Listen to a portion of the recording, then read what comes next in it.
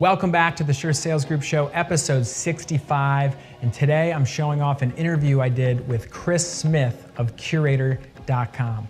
Chris Smith is one of the most influential people in the real estate space. He's a sales and marketing guru, and we're talking about Facebook ads, Instagram stories, and what top teams should be doing to make the most out of their marketing dollars.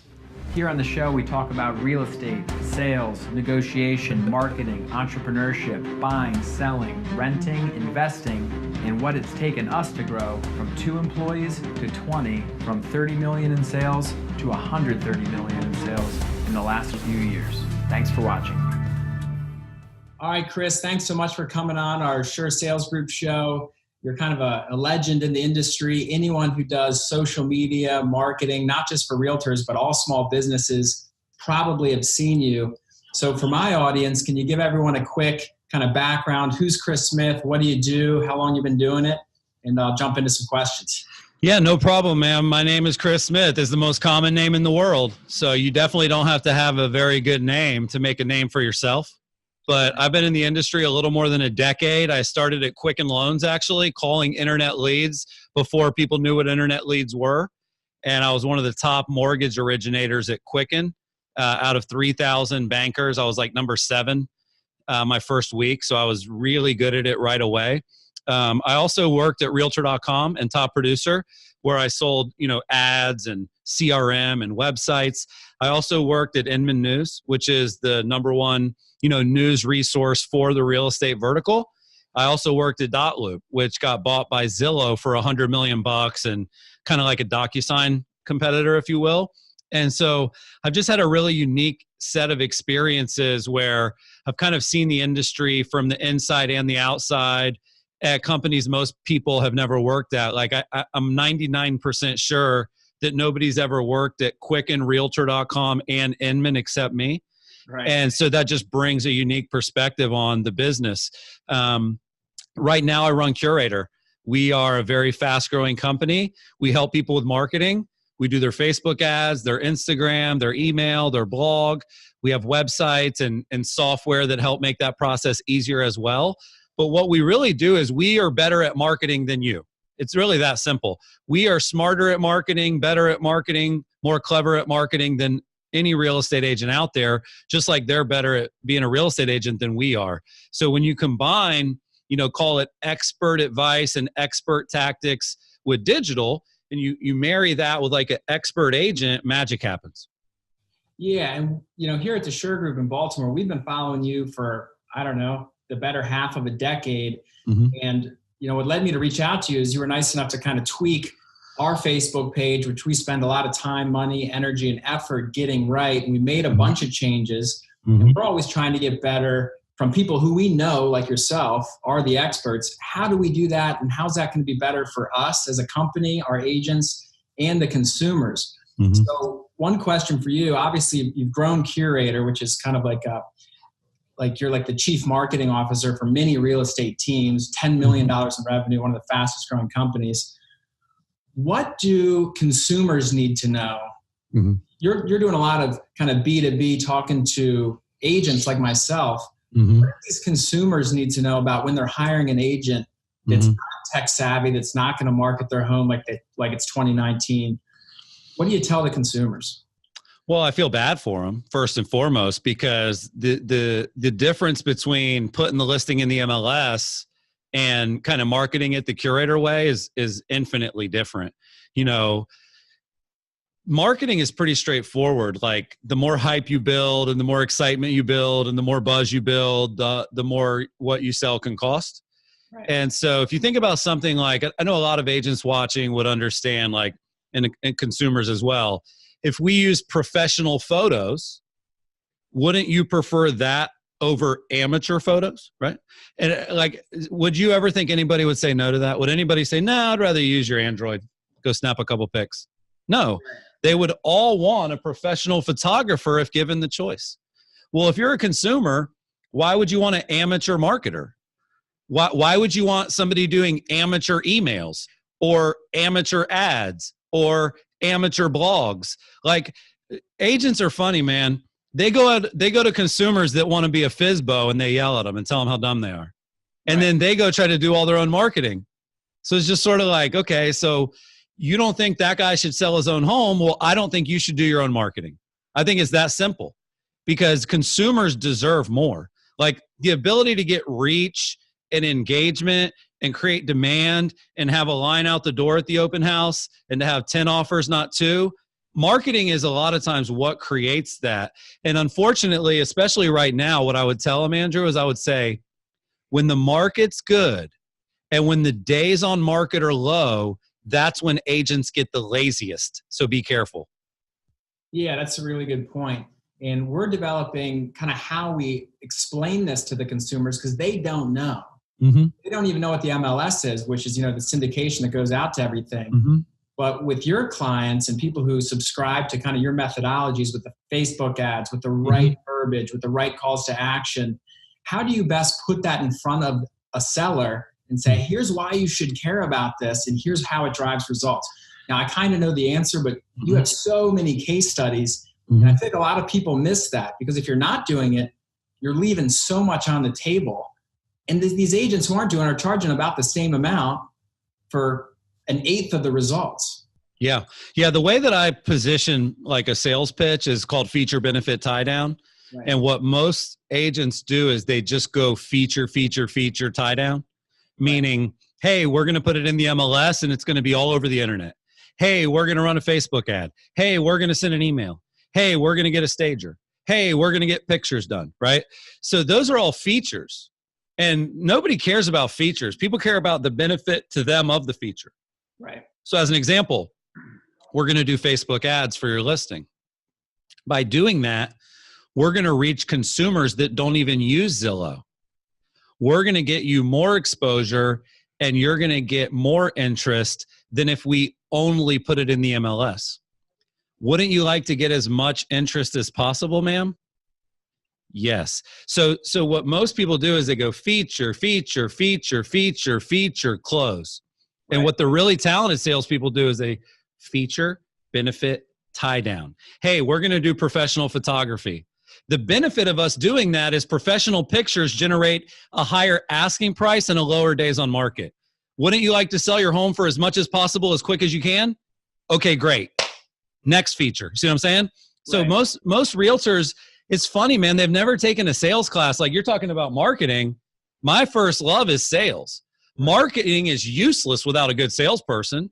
Marketing is a joke if you don't have a boiler room or, somebody on the phone having conversations. And so I just think it's crazy that so many agents that represent all these consumers haven't even taken a real class on sales. They don't even know how to pitch. They don't even know how to close. They don't even know how to overcome objections. They don't even know how to get around brick wall statements. There's a lot that needs to be learned. I think that's why my book went really viral, because it sort of exposed all the tactics in sales that people don't do. I think a lot of people are self-aware, Andrew, that they suck at marketing. You know what I mean? But it's really hard to be like, I suck at sales, because that's the job. Your job is not networking. Your job is not marketing. Your job is selling homes and selling people that you should sell their home and selling buyers that they should use you. This is a sales position, and not everybody's great at sales that has it. Yeah, it's a good point, and you nailed it right on the head. I feel like the reason the turnover in the industry is so high, and the reason so many agents fail, is not because of the marketing. It's not because they don't have the right technology. It's they don't know how to sell and interact with people on a high level. Yet, they're still getting opportunities because it's such a who do you know business. If your network's great and you suck at sales, sometimes you kind of eke out a few deals and you think you're the real deal. Yeah. It's a real problem. Andrew, let me say real quick, what you're talking about is lifestyle versus business, okay? There's two types of companies. There's a lifestyle business and there's a real business. A lifestyle business provides money and security for you and your family, and pretty much no one else, right? That's what a lot of agents are. They have a lifestyle business. Their business supports their lifestyle. What we have at Curator and what a lot of our clients have is a real business, right? Meaning that other people work here. I have 20 employees just in this location. You know what I'm saying? So I am not just supporting my lifestyle with Curator. I'm supporting 80 people that I employ. And so to do that, you have to obviously have a much bigger business. So I would say that, a lot of agents, they make that choice on purpose and then they complain that they're in that position. They run a lifestyle business for years. They work their past clients in Sphere. They get to $200,000 or $300,000 a year in income, which is great. They should definitely be proud of that. And then they wonder why they can't break through to the next level.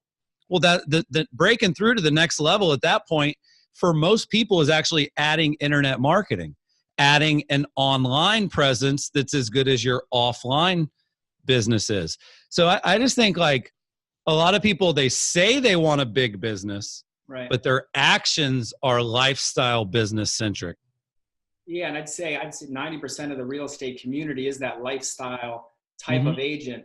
And, we run a pretty legitimate real operation, number 25 team at RE/MAX in the country. We have 20 people, in-house media, always looking to learn from people like yourself. Again, our Facebook page, I had like 4 ahas. I even went back to the conversion code. I'm like, why were we not doing this? How long were we running these bad ads? Of course, no one's going to click schedule a tour, take it out.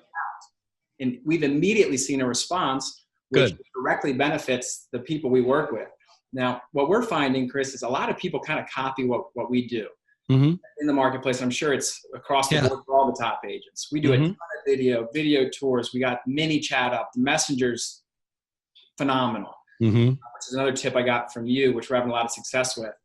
But of the people who are actually running the Facebook ads, let's just say, okay, I'm going to take this seriously. I'm going to start doing it. I'm finding that almost 90% of those are terrible. So just because someone says, hey, I'm going to put your house on Facebook, huge differentiation there. So if I'm a seller and you're saying, okay, you're going to do all this great stuff, feature, benefit, tie down, but hey, if the other 3 people are saying that too, really good chance they're not doing it at the same level. Yeah, it's called show, don't tell. I mean, if you can show it, that's really where the magic's at. One of the pro tips that we use, and feel free to steal this one too, it's a great tip, would be you take one of the listings that you've promoted in the past that got massive engagement and you pin that to the top of your page so that you don't have to go find it. And then what you can do is if you go to a listing appointment, just say, hey, let me find a post that we've done recently that will show you how well our marketing works. And then it's right there at the top, right? A little bit of smoke and mirrors. And if you can show somebody hundreds of likes and dozens of comments and people tagging their friends and people sharing it, like, yeah, that's insanely more powerful than telling them that you'll do it. I think ultimately, like, people are going to see what they see. Like, you've got a Facebook page, you've got a website, you're sending emails, and it's just if they're going to be impressed or not. But back to your question about people ripping you off. This comes up a lot, man. Like, we get ripped off a lot. Well, it's flattering for one. What's that? It's flattering. Yeah. Well, here's what it is. What you need to really be worried about is when people stop ripping you off. Like, I don't mind people ripping me off because guess where that puts them? It puts them behind me. Like, if you're like, business is very hard, Andrew. So if your business strategy is to follow mine, you're already screwed. You know what I'm saying? You have got to have your own plan. So it does suck when people rip you off. But at the same time, it means you're doing the right actions. You're rip-offable. So it never gets easy. We had to write an article about this. But ultimately, like, we brought this guy into our conference. And his name's Eric Thomas. He's one of the best motivational speakers on the planet. And he had a good saying where he said, winners win and losers lose. It's that simple. You're either going to win or you're going to lose. And competition is for losers. Like, every second that you spend building your business based on what a competitor is doing is a second that you're losing. You know, you can't chase the wake of the boat. You got to drive the boat if you want to get big. So the difference too, Andrew, and I'm sure you've seen this, is it fair to say that they copy you, but they don't do it consistently? They just do it once or twice? Yeah, and I get some solace in that because we're pumping out so much. I'm like, hey, I'm never going to be able to keep up. Just banging out property to a property to a property to a video. Then I got, this is episode 67 of my show, and then I'm doing the local kind of cool stuff. I'm a big Gary Vee disciple, as I know you are. Yeah. Well, think of it this way, dude. You could copy somebody's workout. You can't copy their body. You know what I'm saying? Exactly. You could copy their workout, but that doesn't mean that you're going to look like them the next day. You've got to copy their workout every day for a year, and then you're going to see good results. And so ultimately just find solace in the fact that execution is where it's at, and execution is not what most people want to spend their time on. They want to learn and learn and learn and learn. And like we have a core value here at Curator: debate it, then do it. The reason you're debating things is so that you do things. Right. And you're right, dude. Consistency, quality and consistency. That's what we bring to the table for our customers. And it's not, I'm sure you know, because you guys do so much stuff, you can't attribute every sale or every click or every lead or every deal, but you can see that everything's going up into the right. Right. You know, so it's like, if you add all these tactics and strategies and your business doubles, it wasn't an accident. But is it hard to figure out if the marketing worked? Is it hard to figure out if the ad worked? Absolutely. If somebody watching this knows how to figure out attribution, they wouldn't be watching this. They would be a billionaire. It is one of the biggest challenges in the world to attribute marketing to a sale. So you could spend all your time trying to attribute it, or you could trust the process and watch the growth happen. But people that count pennies end up with a lot of them. You know what I'm saying? People that are penny pinchers and penny counters and they want to count every penny, they end up counting a lot of pennies. They don't end up counting a lot of dollars. Well, that's why we like to take action. So I have no remorse or regret. And we pumped out so much content and we got some good advice from experts like you and say, hey, well, now we know. Let's keep going and keep it out there. And what I tell consumers, sellers, and buyers is like, hey, just because they're doing this, the amount of breadth and depth that you have to have behind these campaigns with the pixels and the traffic, CRM, and not losing them. Like, we're generating about 600 leads a month off of our listings. That's a lot of work. And then, of course, if you haven't read the conversion code or USA Today bestseller, sales, marketing first, then you have the sales. If you're not on the speed to lead and everything that goes into it, you're toast. So let me ask you this, Chris. Here's a question I wanted to ask. Facebook really making it harder to target. We were having a lot of success with Facebook ads, still do, but it seems like they're not letting you, the demographics, they've wiped out 90% of them. Even the location, I think they're going to like a 15-mile radius, too big for a lot of micro markets and real estate. As a guy who's been beating the drum on Facebook marketing for all these years, how do you see agents adapting to that? And where is the pivot? I feel like almost the golden age of Facebook, I mean, it's pivoting to something else. What's your thoughts on that? And what should teams like us be looking to do to make sure we're still capturing at the same rate through that platform? Yeah, well, it's scary. I mean, what they're trying to do is they're trying to keep you from getting arrested and they're trying to keep you from breaking laws. But unfortunately, they're having to overcorrect because they're dealing with so much other drama. One of the things I said in my book is that Facebook is the internet. I didn't say that people like the internet every day. People get mad at the internet. People get mad at changes. And so because of what happened with the election, because of what's happened with privacy over the last 12 to 24 months, Facebook is changing their rules. They're actually building an entirely new ads manager just for real estate ads. Now, the reality is very simple. Number one, what you're talking about is what I call magic million, top of funnel marketing. So the top of your funnel is going to get wider. Now, that could upset some people, especially like you said, if you live in Hoboken and the most you can do is target like Hoboken and 15 miles, that goes into Bronx. You know what I'm saying? That goes into Queens. Like, I get it. That's going to create an issue. But in my experience, most people, they over target the top of the funnel anyway. They try to reduce it to the ridiculous. They try to qualify through targeting, which never works anyway. I have been advising people for years that your top of the funnel should probably be wider than it is anyway. So if this change forces you to take that top of the funnel and make it bigger, yeah. Does it suck if some 18-year-olds click on your ad? Sure. Does it suck if some 63 people, like if you don't work in that demographic? Yes.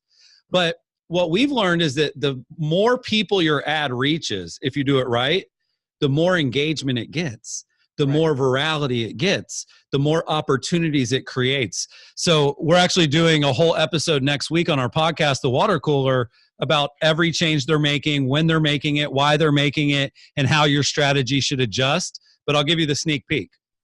The middle of your funnel and the bottom of your funnel are not going to really change. The people in the middle of your funnel, they're going to be there because they clicked on something at the top. Right. So somebody clicking on a post can still move them into the middle. Somebody in your database is in the middle of your funnel. Somebody that visited your website is in the middle of your funnel, right? And then at the bottom of your funnel, that's going to be people that visit certain pages. That's going to be people in your database that's in a certain stage. That's going to be people that clicked on certain ads, right? So the way the funnel is built and the change, it's going to impact the top of the funnel. It's going to make it wider. It won't really impact the middle and the bottom.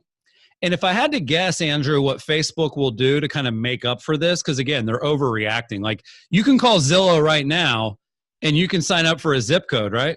Yep. Is that breaking a fair housing law? That's a good point. See what I'm saying? Like you can do that right now. So clearly running ads in one zip code is not a violation, or else Zillow wouldn't have been able to do it for the last 10 years. Realtor.com, like everybody does zip code based ads for agents. Facebook is sort of overcorrecting because of all the issues that were just mentioned. So your top of your funnel is going to get much wider. The middle and the bottom will stay the same. But I think what they'll do is they'll switch to more of a Google price model. Sure. Google, Andrew, is pay per click. Right. Facebook right now is not. You bid on clicks or you bid on impressions, but Facebook has never had a true pay per click model. On Google, as an example, you do not pay when you run AdWords unless your ad is clicked. Now, does it cost more? Yes. Will Facebook's prices maybe go up a little bit? Sure, everybody's do. But at the end of the day, if Facebook were to switch to cost per click, then you probably wouldn't care as much if there were some people outside of your demo seeing it, because you're only paying if they click on it. And then it gets back to qualifying through copy and just being really smart about the way that you build your ads and you do your creative. So I think that's my prediction, is that once they kind of make all the bigger changes, they'll switch and give people a cost per click option so that people are not wasting their money on impressions. Nobody wants to show their ads to people 15 miles away. Nobody wants to show their ads to people that are 17. You know what I'm saying? But if you have to, at least let me only pay if the ad gets clicked on. I would almost bet my reputation they'll switch to the pay-per-click model once all this dust settles. And that'll sort of appease those people. Like, you know, we work with people, Hoboken only, 90210 only. You know, this house is in Brentwood. You know, the person that's going to buy this house in Brentwood doesn't live in Santa Monica right now. They live in Beverly Hills right now. Like, our clients know that. So it's sort of twofold. We obviously never want to break the law or never do anything that would put somebody in jeopardy of violating the Fair Housing Act. But we also don't want to overcompensate and do things that aren't even required. It's tricky, but just so everyone knows, we're looking at 5-6 months minimum before those changes take place. And based on our conversation with our Facebook rep, they don't even really know what they're going to do yet. They just know what they're not going to do. They're not going to let you target by age. They're not going to let you target by zip code, and they're not going to let you target by gender. So if you've been targeting women between 25 and 35 in 90210, that's going away. Yeah, and that's what concerns me. But if you follow what you guys teach, you and Jimmy, and if you're not watching The Water Cooler and you're a small business owner, I highly recommend it. I guess that you just have to cast a wider net, but you're saying that chunky middle is still going to be the chunky middle. Yeah. In the bottom of the funnel, I forget what you guys called that, the money. Sweet spot, yeah. Sweet spot's not going to change. You just have to cast a broader net. Well, think about it. Do you think that this news might cause a lot of people to stop advertising on Facebook? I think it will. I think it's going to get rid of all the amateurs and all the rookies and all the people that go to a workshop and do one ad and never do another one. What Jimmy and I have talked a lot about internally recently is Facebook is becoming pros only. Right. Like if you're not a pro or you don't have the help of a pro, you're probably going to waste a lot of money trying to learn.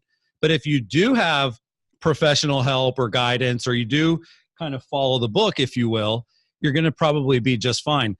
This is another interesting thing no one talks about. What if you never did the magic million again?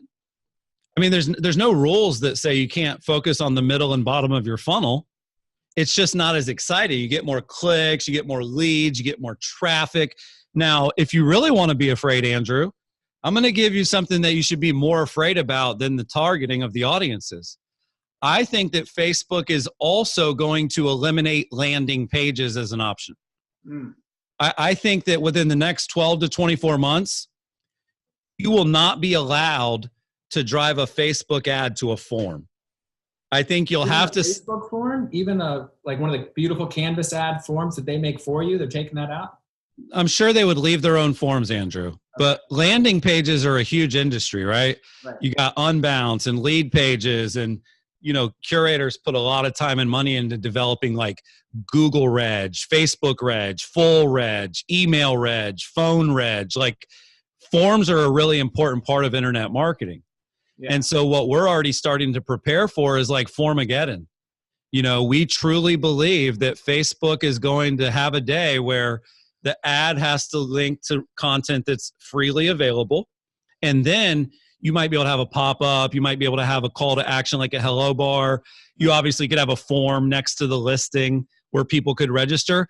But let's be real, man. 98% of internet leads are a waste of your time anyway.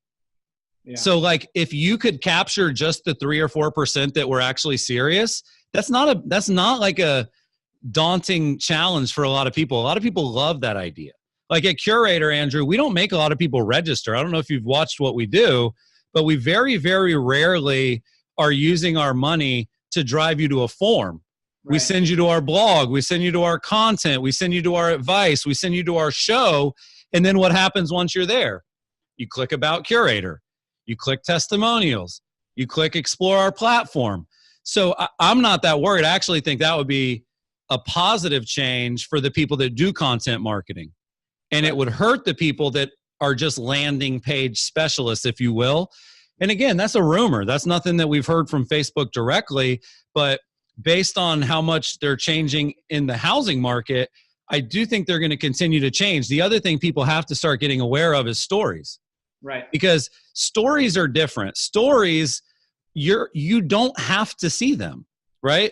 Stories are the ultimate like opt-in. Like if one of our clients were to get like 72 views of a story, they might not think that's a good number, but remember, all 72 people wanted to see it. So that would be the other thing Facebook's really pushing is stories, because they're a little more private. They disappear. It kind of comes today, gone tomorrow.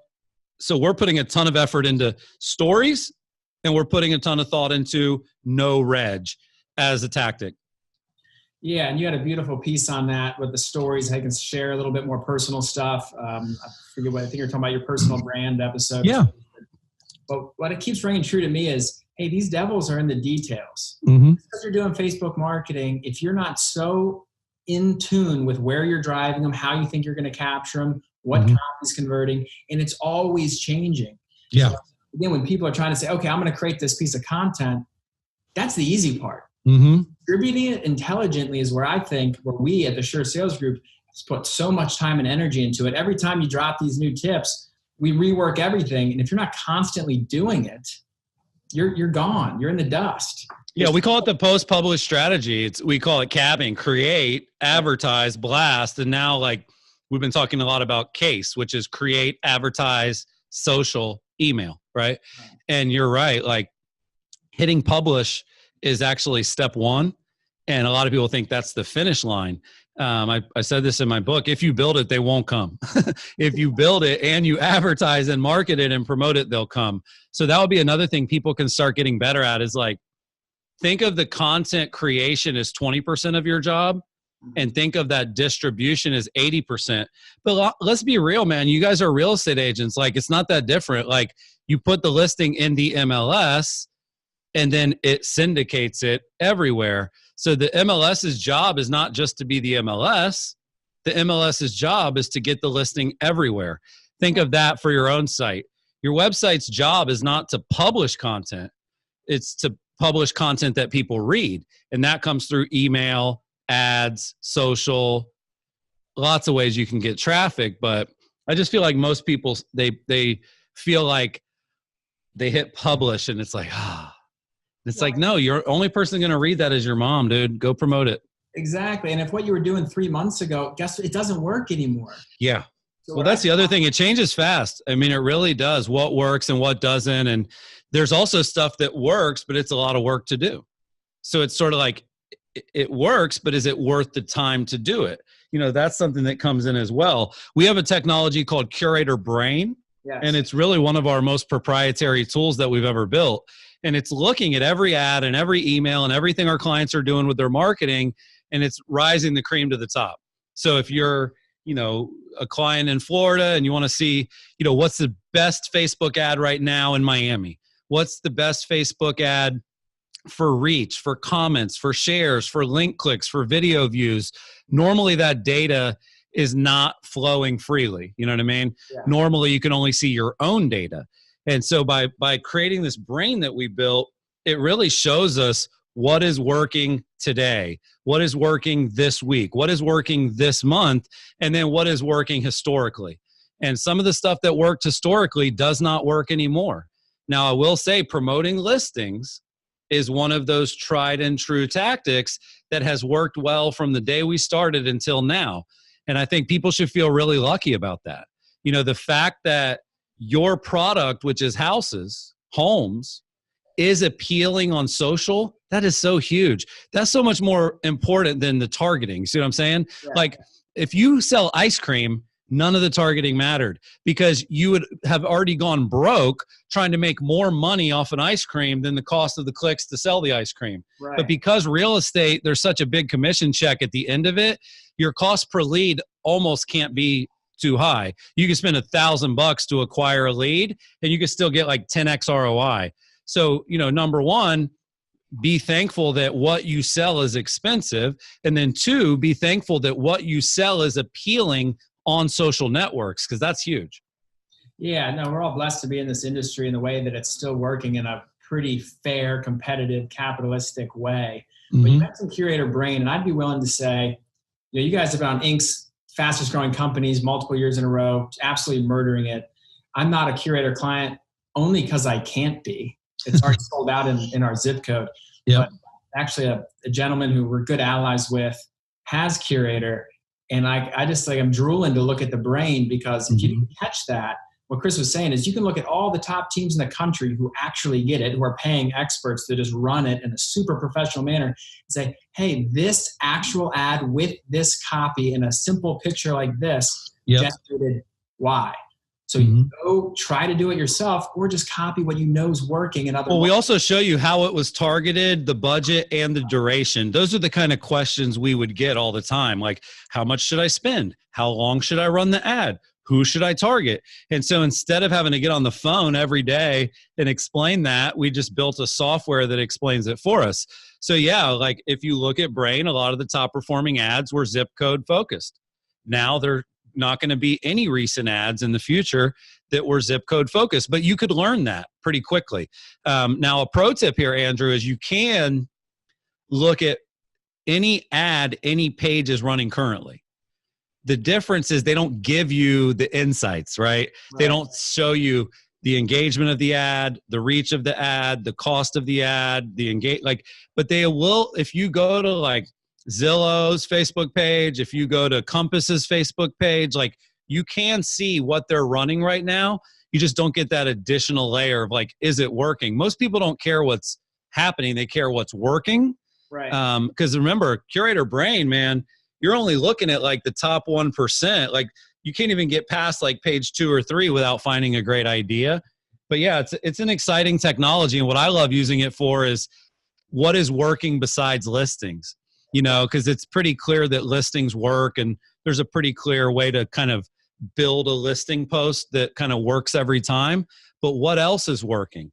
What are the other seller-focused strategies? What are the past client-focused strategies? And then the other one, and nobody likes talking about email marketing. Email marketing is where the conversions happen. Email marketing is where the deals get done. So not only can you look at Curator Brain for the ads, you can see the emails.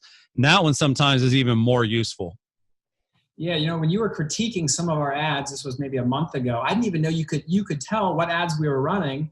Mm-hmm. And we took a lot of great tips. We were giving away a little too much. We had the purchase price in there, the address, Mm-hmm. it works. Really unbelievable that you can see all that. Like you said, that doesn't really even come close to mattering as much as who's getting it, demographics, which again are going to be changing quite significantly over the next 6 months. How much are you spending? How long are you running it? But to kind of wrap up and go back to what you said at the beginning, none of it even matters unless you know how to sell. So you're the marketing expert, but you're also kind of a sales expert in a lot of ways. You're the sales and marketing guru. Mm-hmm. So if you're going to give kind of the sign off here on what these agents need to do and what consumers need to look for when they're hiring a professional agent, you already answered at the beginning, but to tie it all together, marketing, sales, what would you look for when you're going to go list your home? Yeah, I think it's somebody that has that total package. You know what I mean? It's somebody that when they're sitting across from me is compelling in a salesperson sense because they got to go sell the home, but they're also compelling on the marketing side. Like, I just don't understand how you like I'm working on a book that I can't say much about right now, but let me just say this. If you don't know exactly what to say, you're screwed. Like if you don't know, like when somebody says, hey, Andrew, you know, we'd love to list our $1.5 million home with you, but the other company does all the luxury listings. Right. Like if you don't know what to say when somebody says that, it doesn't matter if your marketing's good. Or, you know, hey, I'd love to work with you, but my cousin's an agent, so we're just going to use her. Like, what do you say when somebody says that? People don't know what words to use. They don't know the script.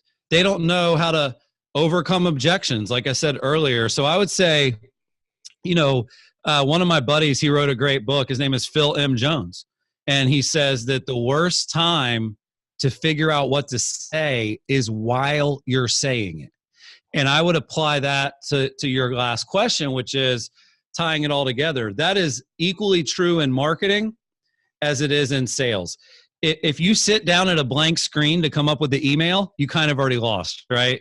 If you log into Facebook and say, okay, I'm going to run an ad, you're kind of already lost. So it's really just about like sharpening your axe all the time on the sales and marketing side so that when those trees are there, they're much faster to chop down. If you have a dull axe, if you don't know a lot about marketing, you don't know a lot about sales, you know, people can feel that. You know, people understand when somebody's bullshitting them and when they're not being genuine and they're faking it till they make it, if you will.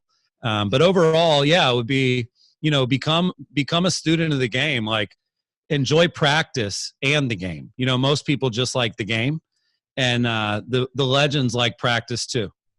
Yeah, well, on our team, we only want to be around master salespeople, and that's what we're big on. Before we even had a proper CRM and we're running ads, it's all about sales. So and I think you hit the nail on the head. If you don't know what to say, you're going to get crippled, and it has to be instant. It has to be delivered confidently. And I see even a lot of really good agents, they get thrown off, and then the energy is so easy to tell when it's uneasy and you're nervous and you lose everything. As soon as you lose rapport, you're done. But we're fortunate enough, we have a lot of sexy listings and we have all the marketing. But if you don't have the CRM and if you don't have the skills and know how to put that plan into action and show, not just tell, it's a struggle. Well, it's a good point, man. All we're doing is marketing you ultimately. The funnel leads to your phone. The funnel leads to you face to face. And that's what's always so hard when people say, what's my conversion rate going to be? Because my first thought is, well, for you, pretty low. You kind of suck at this. It's funny. We have some big accounts with all big national builders. We're listing tons of homes. One of the things I'm telling these new home salespeople, their management, big decision makers, and a corporate hierarchy is call one of our ads. Call it, click it, send a text, do whatever you want. And our speed to lead is so good, which is something you talk a lot about in the conversion code. That right there, don't even run the ads unless you're going to be so on top of it and people in the modality and the quickness. Just the other day, a guy tested our ad. We just listed 36 townhomes, called him in 2 minutes. Mm-hmm. And I followed up, and then he got an email. Then he got the Yep. package, and he said, "Holy shit! Yep. I got 12 more for you." Mm-hmm. Yeah, you got to prove it, right? Prove it. Yep. Good stuff, man. Well, keep crushing it. It sounds like you guys are doing great work, and one day we'll hopefully get you off that wait list. Yeah, man. Well, hey, every time I've done one of these shows, I ask the guests to leave us with a little, "Oh, by the way." Mm-hmm. So I really appreciate you doing this with me. For me, this is like if I was like a Sports Illustrated journalist and I'm interviewing LeBron. That's seriously, in our little neck of the world, that's who I'm talking to. Thank you. Appreciate it. I was so pumped that you're so willing to hop on. You know, it reminds me of I'm a little bit more of a Jordan guy, but you can call me LeBron. I'll take either one. Yeah, we'll give you Jordan. It reminds me of the Steve Jobs interview, which I'll throw a link up. And he's talking in the early days, bearded Jobs guy. Yeah. He said, every person I've asked for help for has always been willing to help. So my little message is, if you know someone who can help, even if they're across the country. I tweeted Chris and he said, "Sounds good, dude. Let's do it." Just take an action. And I look forward to continuing to learn from you. But if you want to drop us with a little, "Oh, by the way," we'll wrap it up, and I appreciate it. So, oh, by the way, it's supposed to be hard. Oh, by the way, growing a business and having the life of your dreams isn't supposed to be easy. Change is hard. But oh, by the way, we all don't have a lot of time. Oh, by the way, we're all dealing with shit in our personal lives. Oh, by the way, most people had a tough childhood in some capacity. Like there's a great quote, and I think it was from A League of Their Own, and it's supposed to be hard. Like if you want to make the money that you want to make and have the life you want to have and build the business that you want to have, like I don't remember anywhere where somebody said it was supposed to be easy. You know, there's that great saying, "There's no crying in baseball."